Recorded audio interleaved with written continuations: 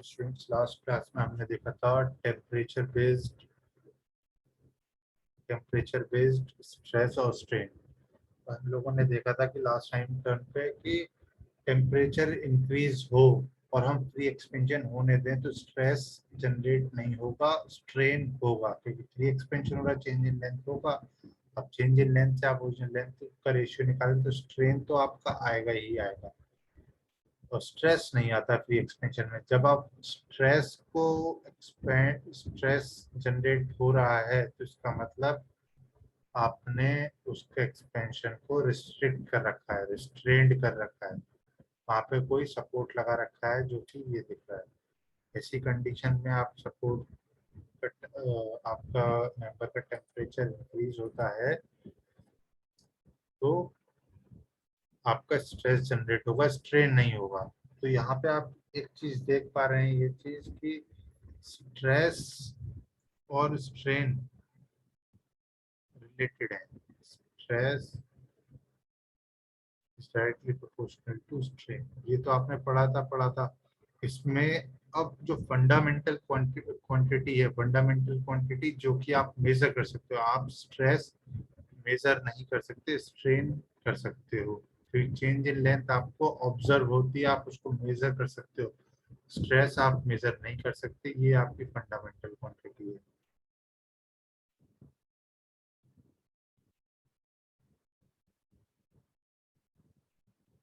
ठीक है। अब जब आप इसका रिलेशनशिप रखते हो, sigma equals to E epsilon, जहाँ पे स्ट्रेन इस फॉर्मूले की बात करें, जहाँ पे स्ट्रेन आएगा वहां पे स्ट्रेस आना मैंडेटरी है, और जहाँ पे स्ट्रेस आएगा वहां पे स्ट्रेन आना मैंडेटरी है। एक थर्मल एक्सपेंशन का केस ऐसा बनता है कि जहाँ पे आपका स्ट्रेस और स्ट्रेन एक कंडीशन डिपेंडेंट हो जाते हैं। कंडीशन क्या है? रिस्ट्रेंट की। आपका सपोर्ट, आपका मेंबर रिस्ट्रेंड है तो आपका स्ट्रेस आएगा, वरना नहीं। देखो बेटा किसके पीछे से।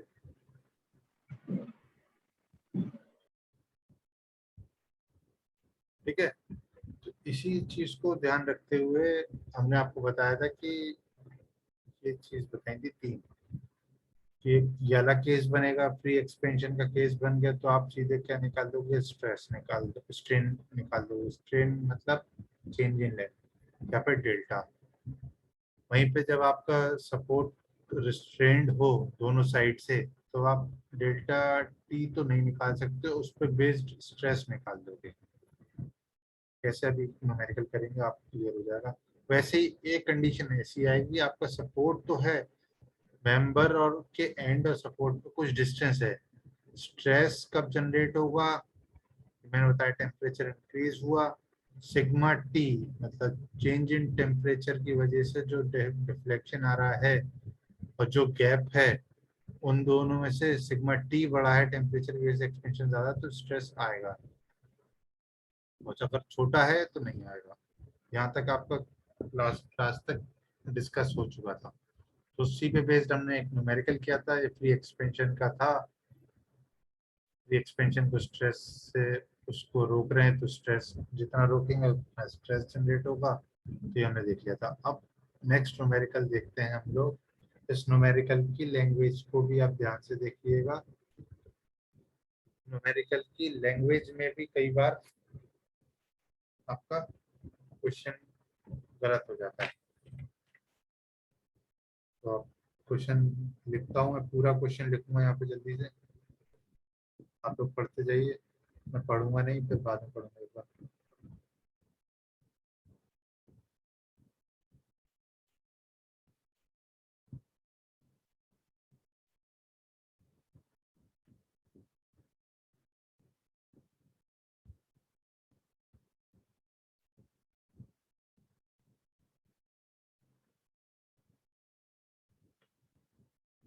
यहाँ पे दो तीन टर्म नए यूज होंगे, वो भी आपको एक्सप्लेन करूंगा। कुछ वर्ड समझ में नहीं आया आपको पूछ लीजिएगा क्वेश्चन पे।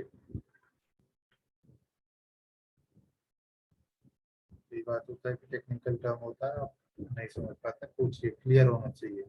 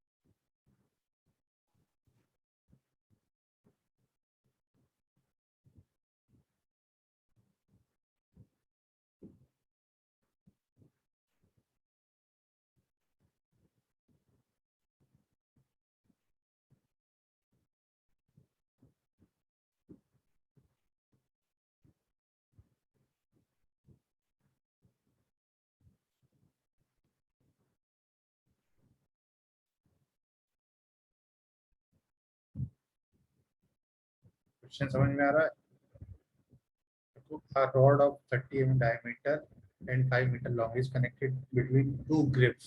Two grips मतलब दो जगह से उसको कोने से पकड़ रखा है, सपोर्ट ही होगा. And the rod is maintained at a temperature of 95 Kelvin. कितने केल्विन पे? 95 पे. Determine the stress and pull. अब यहाँ पे इसने पुल क्यों बोला वो अभी आपको देखेगा. When exerted when temperature falls, मतलब आपका टेम्परेचर कम हो रहा है. जरूरी नहीं टेम्परेचर वेरिएशन, अभी तक हमने ऊपर देखा था टेम्परेचर वेरिएशन की वजह से इंक्रीज हो रहा है. हमें टेम्परेचर 10 केल्विन था उसको इंक्रीज करके 80 केल्विन पे लिया, तो एक्सपेंशन हो रहा था. अब टेम्परेचर कम होता है तो मटेरियल क्या होता है? छोटा होता है कि बढ़ता है?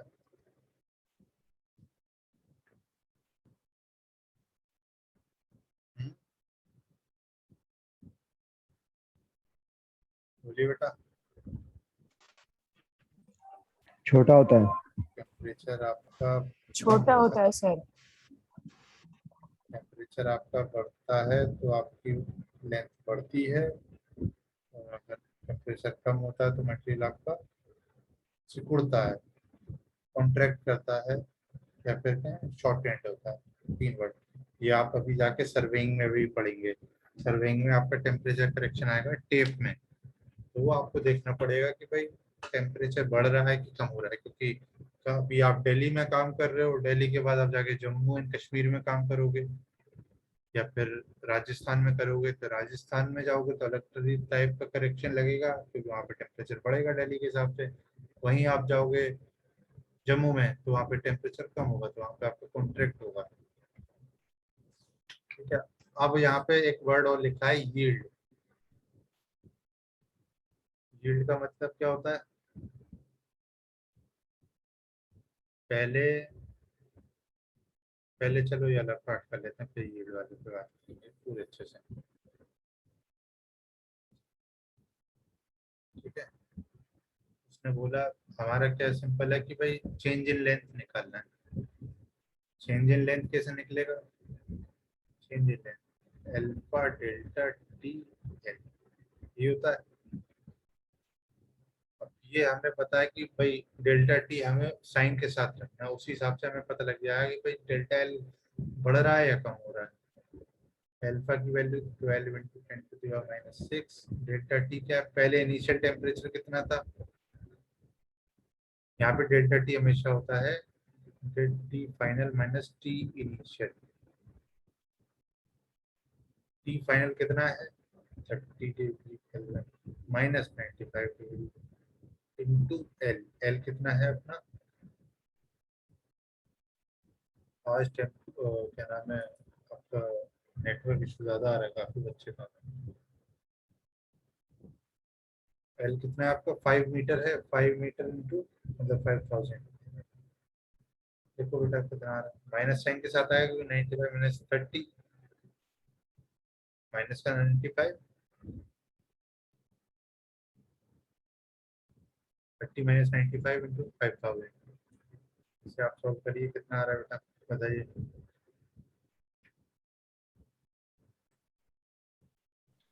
-0.9 माइनस 0.9 यूनिट बताइए बेटा.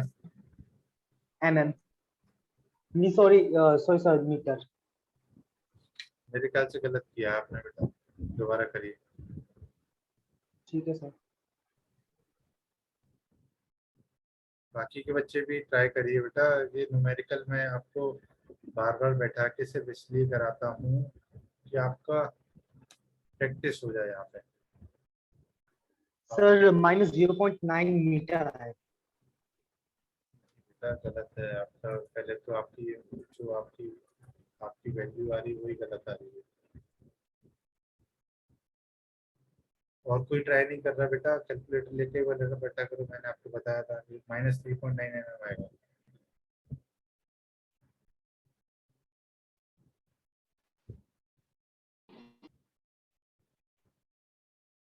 ठीक है. पहले सर उसने -3.9 मीटर. मीटर नहीं एमएम बेटा. एमएम ये आपने 5000 mm में रखा है. इसकी यूनिट क्या होगी पर केल्विन? Yes sir. ये टेम्परेचर की वैल्यू केल्विन है, तो केल्विन पर केल्विन से केल्विन कट के आपकी जो एल की वैल्यू होगी उसमें आएगा। अपने एल किस में रखा है, एमएम में, तो ये भी एमएम में आएगा। ठीक है, उसने क्या पूछा हमसे, स्ट्रेस पूछा है और फिर पुल पूछा है। पुल क्या होता है, पी। पी मतलब पुल या फिर फोर्स। स्ट्रेस क्या होता है, पी बाई पी। पहले स्ट्रेस निकाल लेंगे या फिर पुल। यहाँ पे टेम्परेचर केस में स्ट्रेस निकालेंगे। स्ट्रेस क्या होता है, ई इंटू एप्सिलॉन। अब आपका एप्सिलॉन कैसे आएगा, चेंज इन लेंथ आपको पता है, ओवर एल कर देंगे। ई क्या है आपका, 2 × 10⁵ इंटू एप्सिलॉन रख दिए 3.9। यहाँ पे माइनस साइन के साथ रखें, कोई दिक्कत नहीं है। माइनस साइन के साथ आपको ये दिखाया कि भाई ये आपका स्ट्रेस जो है टेंसाइल स्ट्रेस जनरेट हो रहा है। साइन के साथ नहीं रखना चाहते हैं, कोई दिक्कत नहीं। ये क्या है, स्ट्रेन। स्ट्रेन क्या होता है, डेल्टा एल ओवर एल। दोनों सेम डायमेंशन में होने चाहिए। इसे सॉल्व कर लिए आपका सिग्मा आ जाएगा temperature, sigma T. Sigma T कितना हो गया, 156। देखो कितना आ रहा है, 156 यूनिट बताओ।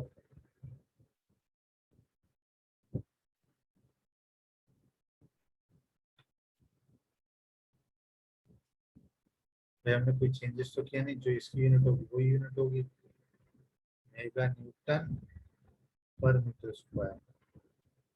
ठीक है, वो फिर पूछ रहा है P, sigma T equals to P by A. Area निकाल लो, सिग्मा टी इंटू एरिया रख दो, उससे आपका पी आ जाएगा।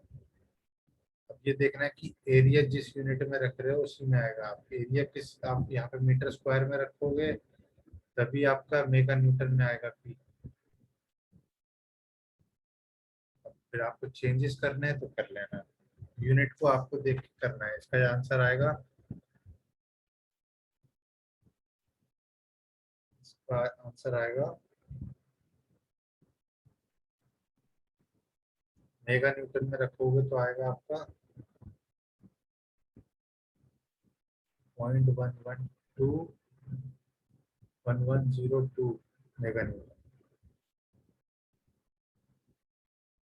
ठीक है, उसको किलोमीटर में करोगे तो आ जाएगा 110.27 किलोमीटर। तो मेगा न्यूटन में है, ये किलोमीटर में है। इसको सॉल्व करना बताना होगा। ठीक है, अब नेक्स्ट पार्ट आता है कि सपोर्ट आपका यील्ड कर गया तो 1.2 mm से।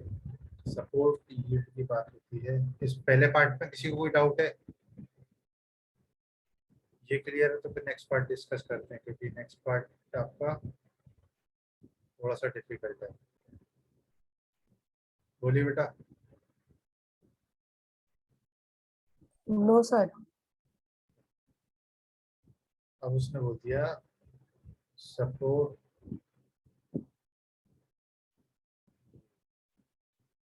बाय, पहले ये आपका ये सिस्टम था, आप इसको पकड़ के रखा है। सपोर्ट यील्ड का मतलब है जिस डायरेक्शन में फोर्स लगे तो उस डायरेक्शन में सपोर्ट का खिंच जाना। पहले ऐसा था, सपोर्ट यील्ड के बाद ये इधर आ गया। कॉन्ट्रैक्शन का केस है इसीलिए पास आ रहा है, एक्सपेंशन का केस होता तो दूर जाता है। होता नहीं, रबर को आप खींच के रखो, रबर आपको दोनों हाथ आपको मिलाने की कोशिश करती है। आपने देखा है रबर को जब आप खींचते हो तो फोर्स इनवर्ट लगता है, वैसे ही इसमें सपोर्ट उसको पकड़ के रखा है कोने में, तो आपका कॉन्ट्रैक्शन हो रहा है तो फोर्स इस साइड से लग रही है, इस साइड से लग रही है।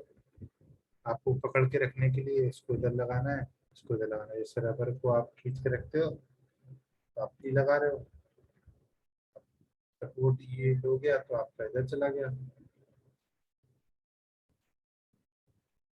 ठीक है, सपोर्ट यील्ड हो गया 2.1 मीटर, मतलब सपोर्ट का खिसक जाना था। आप इनिशियली रोक के कितना बैठे थे उसको 3.9, 3.9 को आप उसको रोक के बैठे थे कि भाई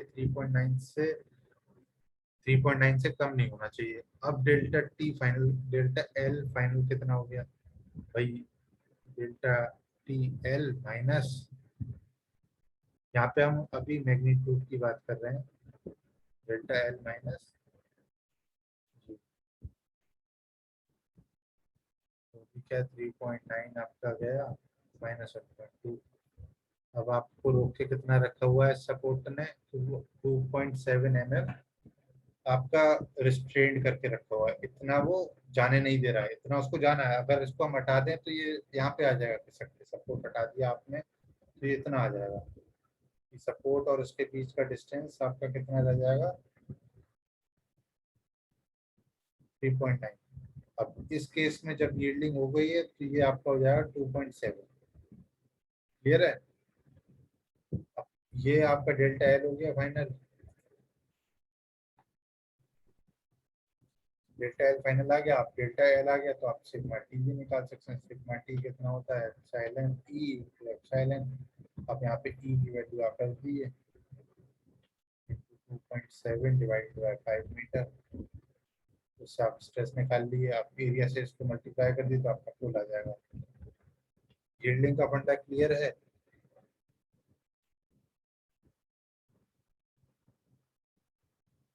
बोलिए बेटा। यील्ड है कि सपोर्ट खिसक जी जाना, सर। सपोर्ट खिसक गया तो सपोर्ट खिसकने के बाद आपका क्या सीन हो रहा है कि उतना रिस्ट्रेंड नहीं कर पा रहा है, रिस्ट्रेंड करना चाहिए था उसको 3.9 mm, सपोर्ट केपेबल नहीं थे, खिसक गए,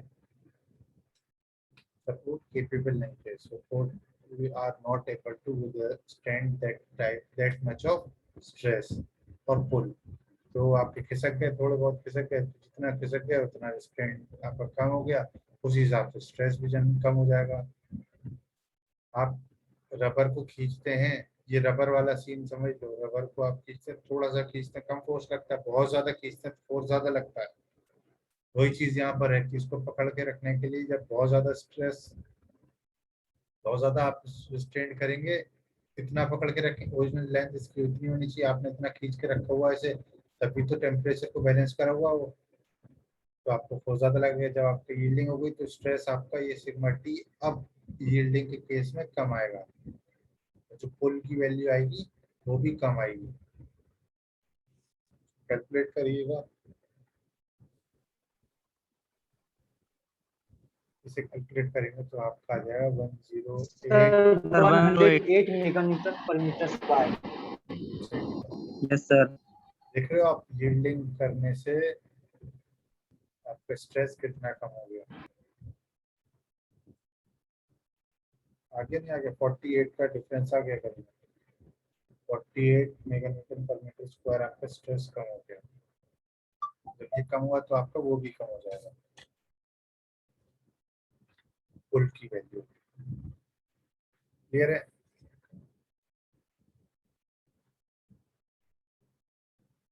अब नेक्स्ट क्वेश्चन और एक क्वेश्चन और करते हैं इस पर बेस्ड, जिसको खत्म, यहाँ तक किसी को डाउट है तो पूछ लो। इस पे न्यूमेरिकल आपके बहुत ज़्यादा आते हैं, जेई के पेपर दोगे, कोई से भी पेपर दोगे उसमें इस टाइप के क्वेश्चन बहुत आते हैं।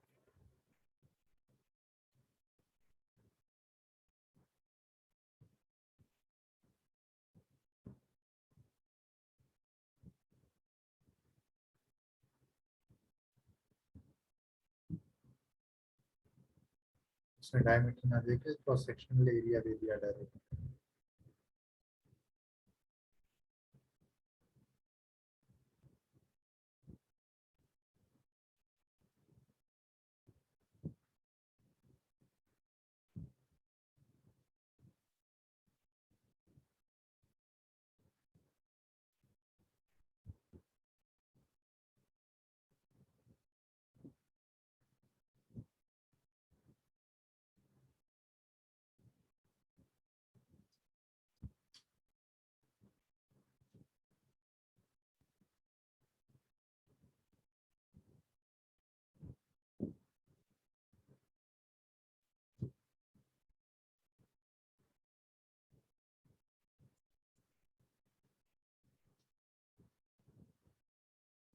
थोड़ा सा डिफिकल्ट क्वेश्चन है, ध्यान से देखिएगा।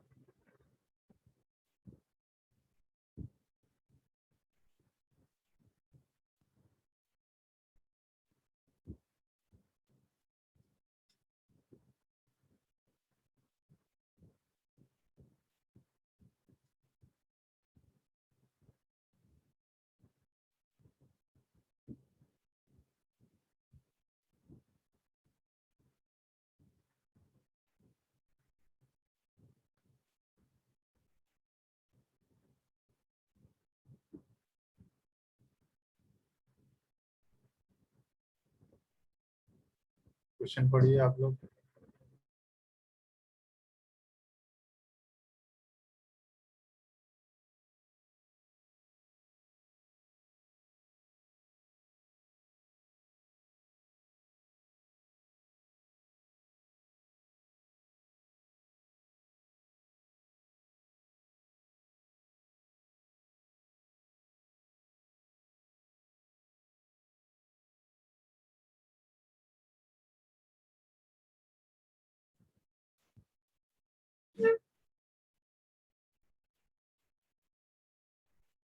देखो उसने क्या बोला है, देखिए बेटा, यहाँ पे वर्डिंग का, वर्ड का एक तो देखना है कि इसने टेम्परेचर हीटेड बाय लिखा है, इसका मतलब डेल्टा टी दे रखा है।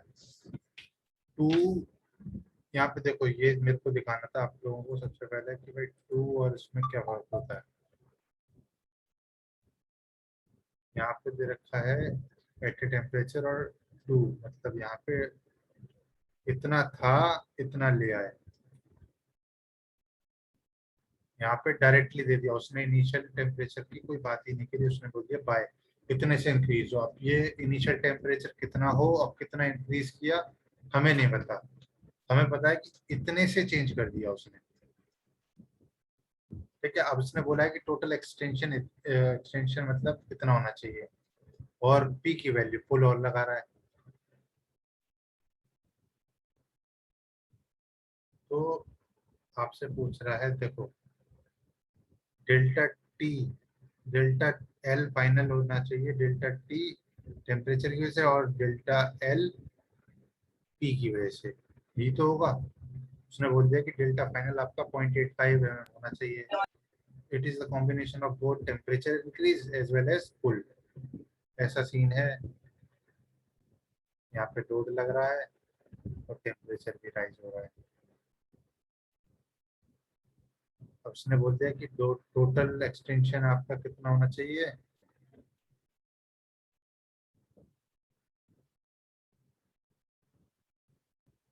ये आपका 0.85 होना चाहिए।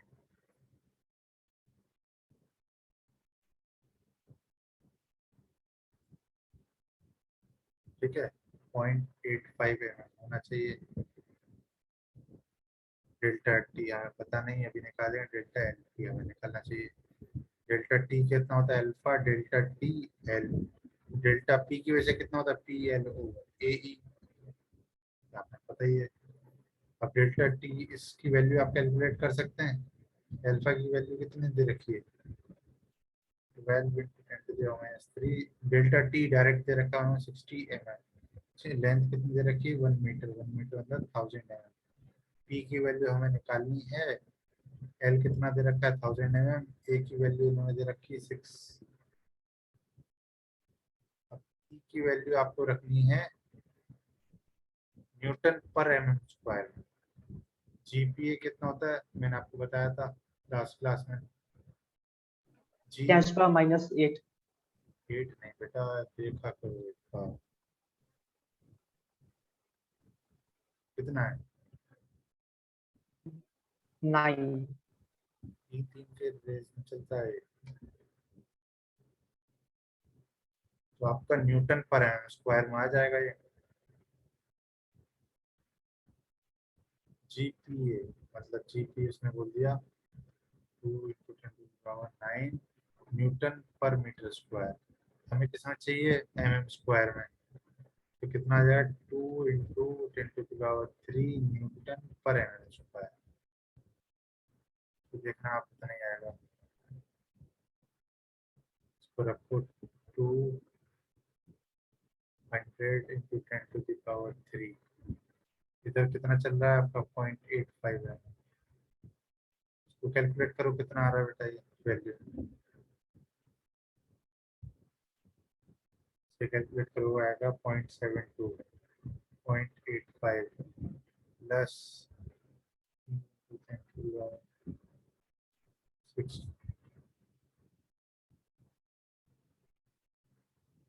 इसे आप कैलकुलेट करेंगे पी की वैल्यू आ जाएगी कितनी आ रही है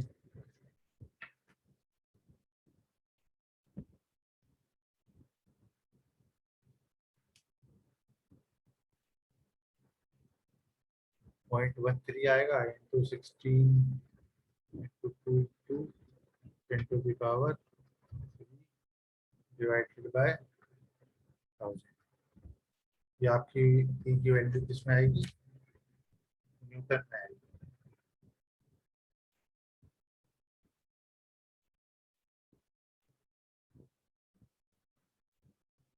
क्लियर है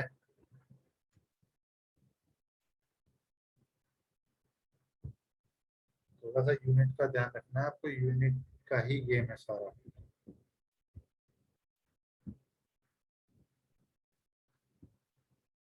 आई होप क्लियर होगा इसमें आता सर 41600 न्यूटन आ रहा है। ठीक है क्लियर है इसमें कॉम्बिनेशन ऑफ बोथ कॉन्सेप्ट लग गया temperature plus delta L question को पढ़ा करो ध्यान से बाय लिखा है 2 लिखा है ये चीज आपको बहुत ध्यान से देखना है